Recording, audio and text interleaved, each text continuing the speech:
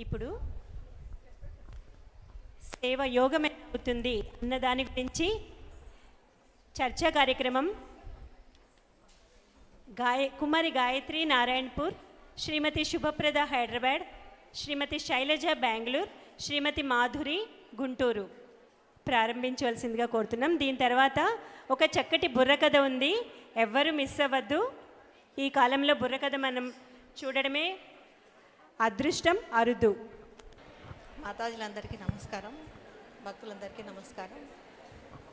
ఈరోజు మనం సేవాయోగం అనే దాని గురించి చర్చించుకోవాలి కదా. అసలు సేవాయోగం అంటే ఏంటండి? సేవ అంటే మనందరికీ తెలిసిందే కదా. ఇంతసేపు సేవ సేవ సేవ అని వింటూనే ఉన్నాం కదా. మనం ఇంట్లో చేసుకుంటాము, మన వాళ్ళకి చేసుకుంటాము, బయట తెలిసిన వాళ్ళకు చేస్తాము, కొత్త ప్రదేశాల్లో కూడా మనము కొన్నిసార్లు వాళ్ళ అవసరాలను ఉపయోగించి వాళ్ళ అవసరాలను గుర్తించి సేవ చేస్తుంటాం. అంటే ఏ పని చేసినా అది సేవ కిందే అవుతుంది.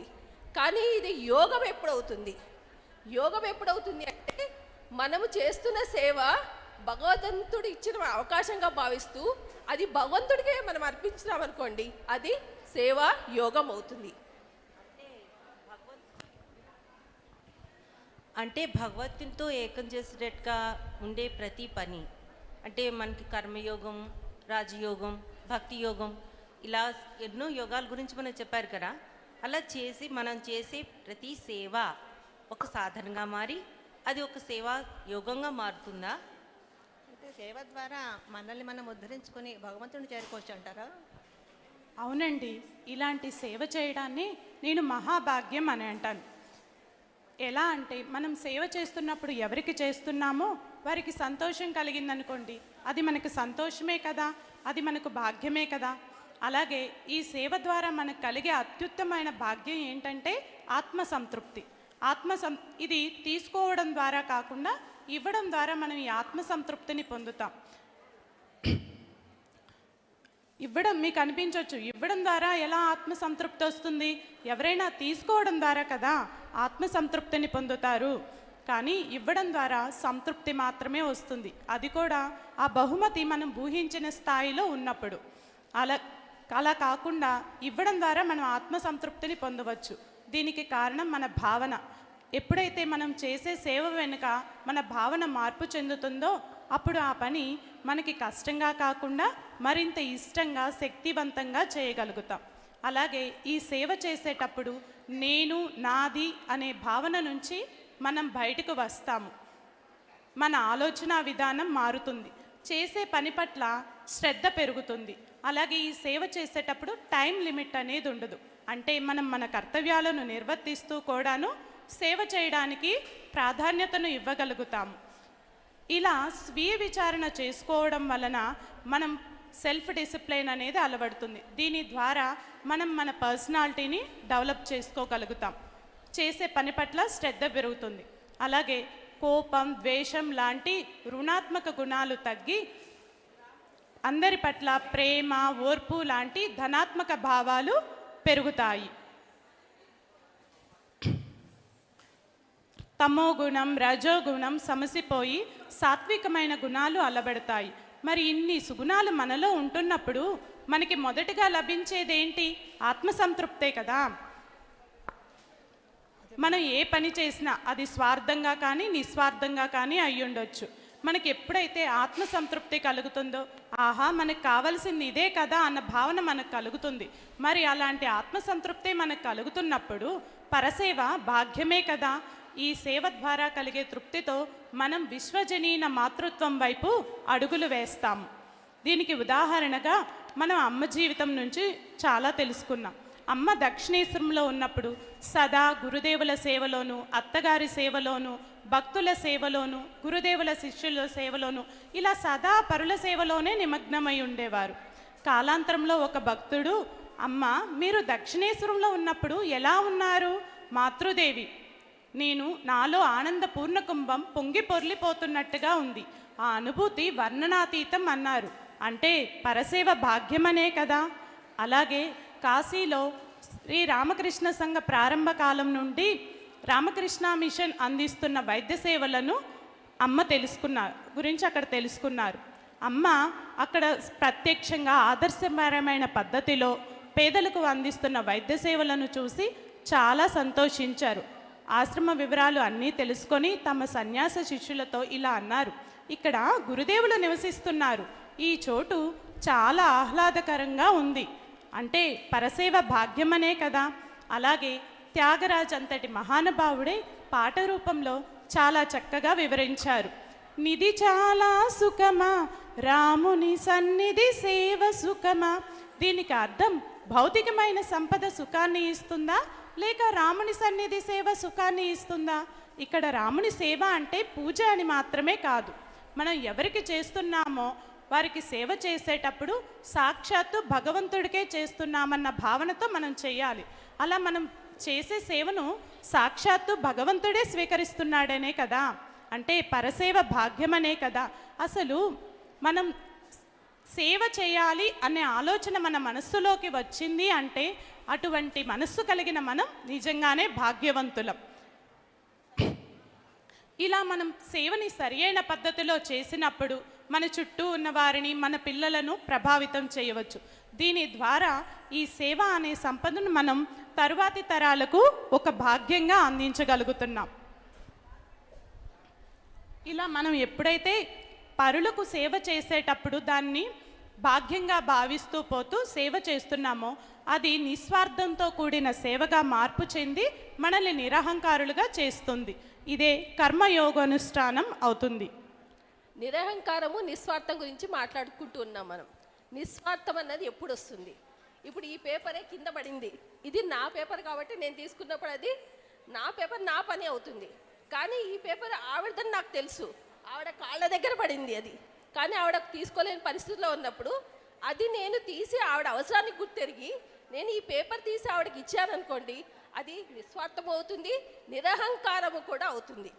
ఇదే సేవ, ఇలాంటి సేవ నేను ఎదుటి వాళ్ళలో చూసి వాళ్ళ అవసరాలను గుర్తెరిగి వాళ్ళ అవసరాల కోసమని నేను నా పనిని కూడా కొంత పక్కకు పెట్టి నేను ఏమన్నా చేయగలిగితే వారి కోసము, అది కూడా నిస్వార్థ సేవ అవుతుంది.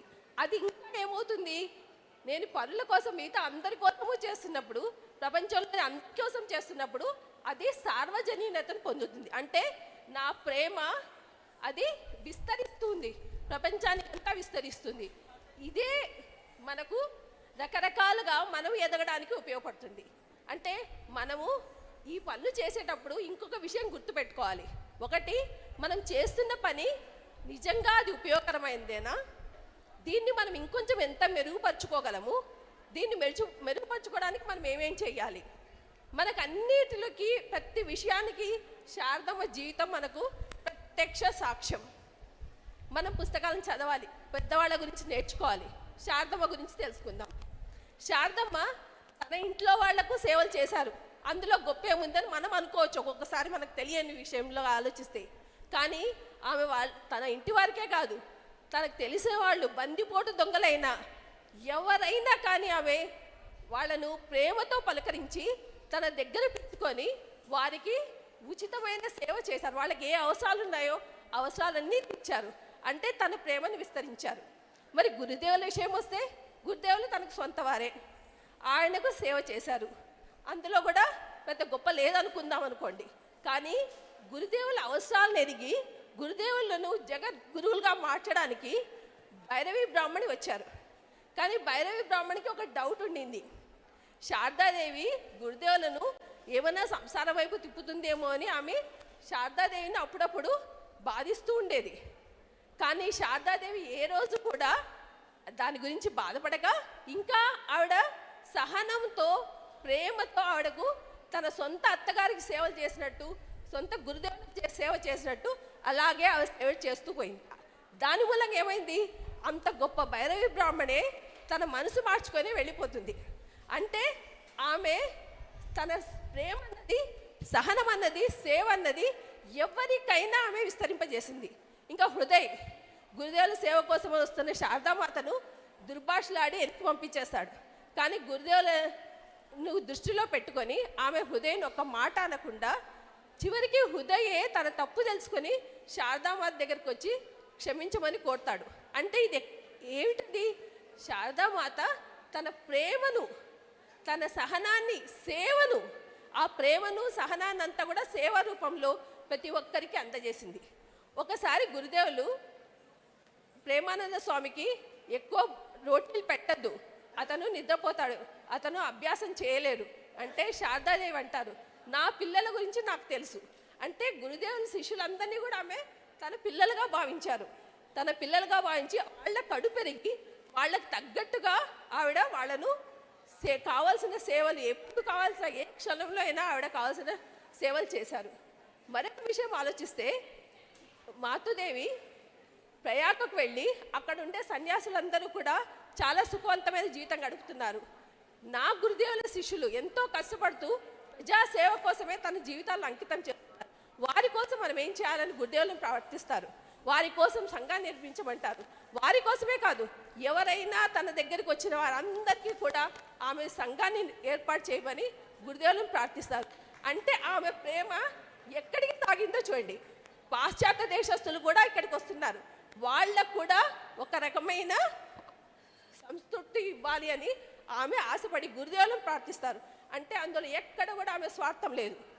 ఆమె ఏం చేసినా కూడా ఎవరైనా శిష్యులు వచ్చి, అమ్మ ఇదంతా మీరు చేస్తున్నారు, మీరు ఎంత గొప్పవారంటే, నాయన ఇది నా గొప్పతనం కాదు, నాకు కాదు, ఆ గురుదేవులే ఆ కాళీమాతనే నన్ను జస్ట్ ఒక టూల్గా అంటే సాధనంగా ఉపయోగించుకొని చేస్తున్నారు. ఇది మాతృదేవి తన వినయాన్ని కూడా ఆ విధంగా అంటే ప్రతిదీ భగవదర్పణం చేయడం అన్నది సేవలో ఒక ముఖ్యమైన భాగం. అది సేవ యోగం అవుతుంది. ఇంకా చివరిగా చిత్తశుద్ధి అన్నది ఎట్లా కలుగుతుంది. మాతృదేవి ఇంతకుముందు మన మాతృదేవి కూడా చెప్పారు, బృందావనంకి వెళ్ళి ఆవిడ చంద్రుడి గొప్పదనాన్ని చూసి చంద్రుడు అంతా విస్తరించి అందరికీ చల్లనాన్ని ఇస్తున్నాడు. కానీ మాతృదేవి హృదయంలో ఏం తోచింది, చంద్రుల్లో అయినా మచ్చ ఉందేమో కానీ నాలో ఎటువంటి మచ్చ ఉండకూడదు, అంటే నాలో ఎటువంటి దోషాన్ని భావన ఉండకూడదు, నేను అందరినీ నా వారిగా చేసుకోవాలి. నా వారిగా చేసుకున్నప్పుడు నేను వాళ్ళందరికీ సంతృప్తిగా సేవను అందించగలను. ఇది ఆత్మ సంపద అవుతుందా లేదో, ఎట్లా అవుతుంది, నిజంగా ఇది ఆత్మ సంపద అవుతుందా, మన చిత్తశుద్ధి ఆత్మ సంపద అవుతుందా లేదా? తప్పకుండా అవుతుందండి. ఆధ్యాత్మికతనే సేవ ఆధ్యాత్మికతకు మొదటి మెట్టు అవుతుంది. సేవ ఆధ్యాత్మికతకు తప్పకుండా దారితీస్తుంది. దీనికి మనకు భగవద్గీతలో చెప్పిన గుణాలు కొన్ని చాలా బాగా ఉపయోగపడతాయి.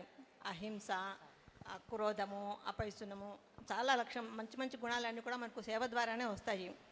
ఈ గుణాల వల్ల మనము భగవంతుడిని చేరుకుంటాము. దానికి మొదటి మెట్టు సేవ అని చెప్పొచ్చు, కానీ చివరి మెట్టు కూడా సేవనే అవుతుంది ఆధ్యాత్మికతకి. అది ఎలానో మనకు గురుదేవులు, శారదామాత, వివేకానంద స్వామి జీవితాలు చూస్తే చక్కగా అర్థమవుతుంది. అందరికీ తెలిసిన ప్రేమానంద స్వామీజీ బెలూరు మఠంలో ఒకసారి పూజ చేసుకుంటున్నప్పుడు వివేకానంద స్వామి వచ్చి ఒకసారి బెలూరు మఠంలోకి వెళ్ళి రోడ్డు పక్కన ఒక పేదవాడిని తీసుకొచ్చి సేవ చేయని చెప్తారు. ప్రేమానంద స్వామి ఆధ్యాత్మికంగా ఎంత ఎదిగిన వాళ్ళో మనందరికీ తెలుసు. అప్పుడు ప్రేమానంద స్వామి అలాగే వెళ్ళి రోడ్డు పక్కన ఒక పేదవాడిని తీసుకొచ్చి ఆయనకు స్నానం చేయించి, బట్టలు తొడిగి, తల దువ్వి, భోజనం పెట్టి అంతా చేస్తారు. అప్పుడు వివేకానంద స్వామీజీ వచ్చి ఆ పనులన్నీ చేస్తున్నప్పుడు నీకు ఎలా ఉంది అని అడుగుతారు. అప్పుడు ప్రేమానంద స్వామీజీ నాకు భగవంతుడికి సేవ చేస్తున్నట్లే ఉంది, ఏమా తేడా తెలియట్లేదని చెప్తారు. అంటే నవ్ యు ఆర్ కంప్లీటెడ్ అంటారు. అంటే దాన్ని బట్టి సేవ ఆధ్యాత్మికతకు ఎంత దగ్గరుందో చూడండి. చెప్పాలంటే ఒక బట్టి పైన కూడానేమో ఇప్పుడు స్వామీజీలు, మాతాజీలు చేస్తున్నది కూడా అది అంతా వాళ్ళు పీక్స్కి వెళ్ళినా కూడా ఆధ్యాత్మికతలో మళ్ళీ సేవ కోసం వస్తున్నారు మనందరి కోసం దిగి. గురుదేవులు, శారదామాత జీవితం అంతా ఆచరించి చూపించి ఇదే కదా. శారదామాత చిన్న వయసులో కూడా తన లేత చేతులతో జయరాం బాటిలో వేడివేడి కిచిడి ఇసిరి అన్నం పెట్టేవాళ్ళు. దానికి ఎంతో సహాయం చేశారు కదా. అక్కడి నుంచి ఇంకా గురుదేవుల జీవితం అంతా ఆమె సేవామయమే అయిపోయింది కదా. ఇది మనకు ఎలా తెలుస్తుందంటే చివరి రోజుల్లో గురుదేవులకి శారదామాత వెళ్ళి అమ్మ కాళీ నువ్వు ఎక్కడికి వెళ్ళిపోయినావు అన్నప్పుడు ఆమె జీవితం అంతా ఏ దృష్టితో సేవ చేసింది అనేది మనకు అర్థమవుతుంది. భగవంతుడు సేవ ఒకదానికొకటి అభిన్నం కాదనిపిస్తుంది. ప్రతి మనిషిలోనూ దేవుడిని చూసి సేవ చేస్తే పూజ కన్నా, జపం కన్నా బహుశా అదే ఎక్కువేమో అనిపిస్తుంది ఒక్కొక్కసారి. ఇంకా గురుదేవులు ఒకసారి కాశీకని ప్రయాణం చేస్తున్నప్పుడు మధురబాబు పెద్ద పెద్ద పడవల్లో చాలా సామాన్లను తీసుకొని బోళంతమంది బయలుదేరతారు కాశీ యాత్రకని చెప్పి. ఆ మధ్యలో కొంతమంది దీనులను చూసి గురుదేవులు అంటారు, వీళ్ళందరినీ ఇలా చూస్తూ మనం కాశీకి పోవడం అవసరమా, ఫస్ట్ వాళ్ళకి కాస్త నూనె ఇవ్వండి, కాస్త ఆహారం పెట్టండి, మంచి బట్టలు పెట్టండి అని అంటారు. దానికి మధురబాబు లేదు ఠాకూర్జీ మనం వెళ్ళాలి కదా అంటే, నో నేను అసలు రాను, అలా ఇవ్వకపోతే ఇక్కడే ఉంటానంటారు. అప్పుడు ఖచ్చితంగా మళ్ళీ మధురబాబు వెళ్ళి వాళ్ళకి అన్నీ ఇస్తారు. అంటే సేవకు ఎంత పెద్ద పీట వేశారో చూడండి. అసలు అందరూ గురువులు కూడా, అందరూ మాతాజీలు అందరూ కూడా చేసేది ఏంటంటే ఆధ్యాత్మికతగా వాళ్ళు పీక్స్కి వెళ్ళిన తర్వాత కూడా మళ్ళీ సేవ చేయమని చెప్తున్నారు మనకు. అంటే దీన్ని బట్టి మొదటి మెట్టు చివరి మెట్టు కూడా బహుశా సేవనే అని అర్థమవుతుంది. ఈ సేవ ద్వారా మనకు వచ్చే గుణాలలో నిర్మలత్వం మొట్టమొదటిలో మనసు నిర్మలం అవుతుంది అనేది చాలా అవసరం అనిపిస్తుంది. అది నిర్మలత్వం ఎలా అవుతుందో నిర్మలత్వం అవుతుంది. అయితే నిర్మలత్వం అంటే ఏంటి? ఒకవేళ ఎవరైనా ఆ నిర్మలత్వం పొందితే ఆ స్థితి పొందిన వాళ్ళ యొక్క మనస్థితి ఎలా ఉంటుంది?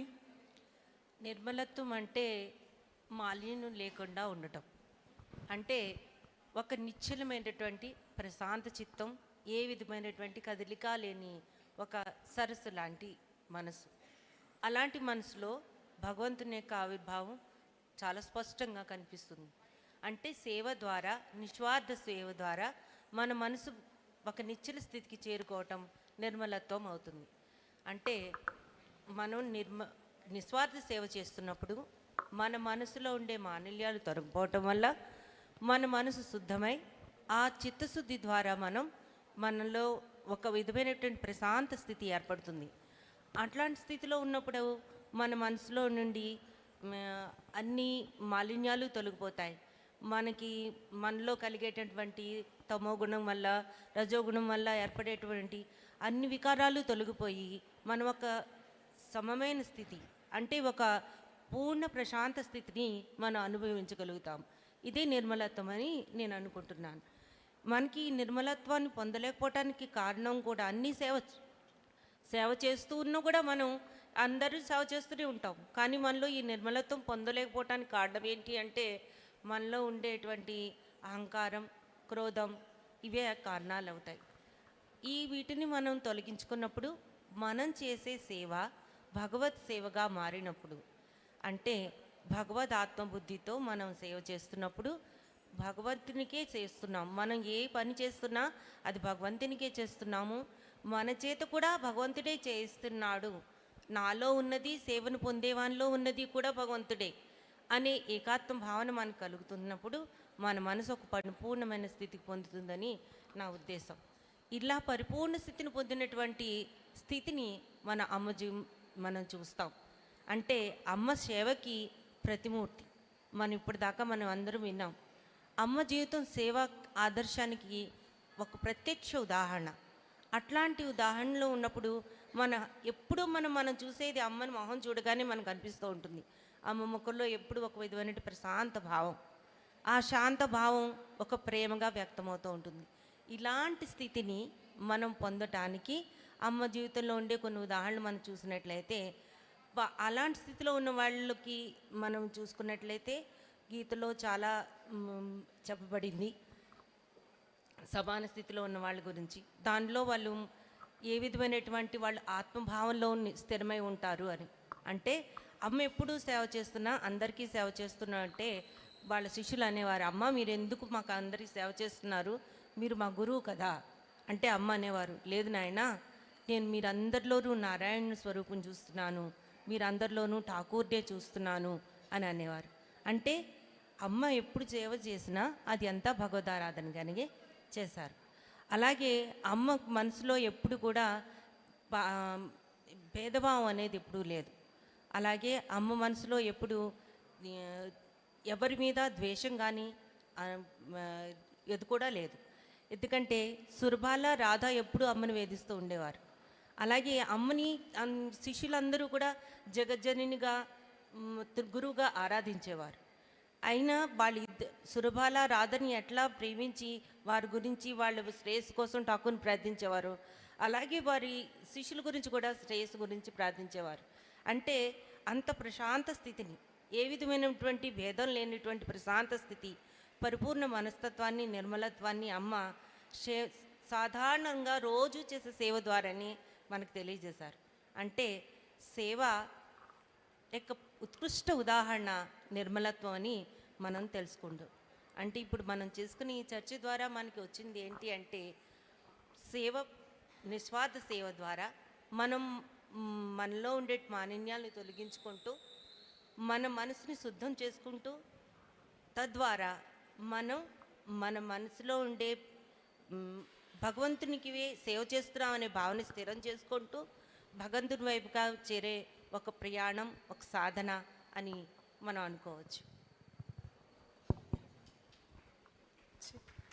చివరిగా ఒక ఎగ్జాంపుల్ చెప్పాలనుకుంటున్నాను. అమ్మ యొక్క సేవ ఎంత ఉత్కృష్టమైందో.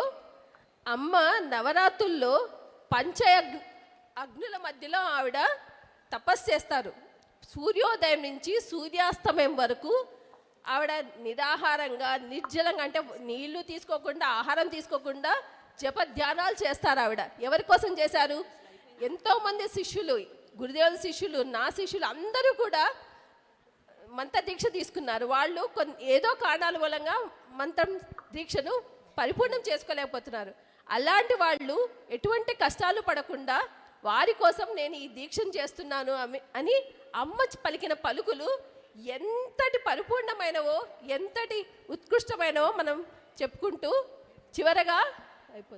చివరగా అందరూ కలిసి ఒక మాట పలుకుదాం. ఆత్మనో మోక్షాత్ జగద్హితాయచ.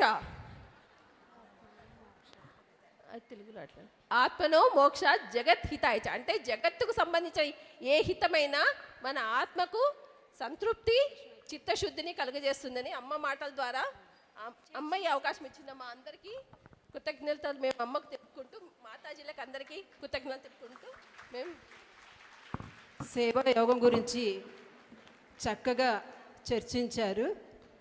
మాధురి గారు, గాయత్రి గారు, శుభప్రద గారు, శైలజ గారు, వీరికి మా ధన్యవాదాలు. ఎంతో